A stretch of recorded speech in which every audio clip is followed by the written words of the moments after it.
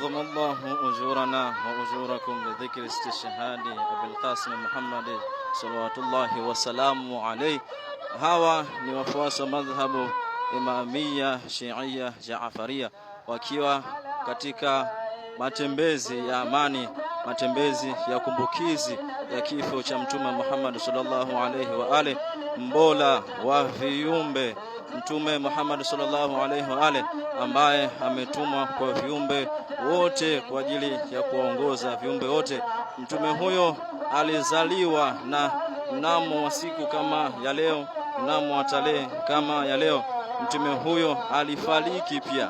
Hii ni katika kumbukizi yake, kukumbuka kifo hiko kitukufu cha Mtume Muhammad, kukumbuka kifo cha mbora huyu wa viumbe.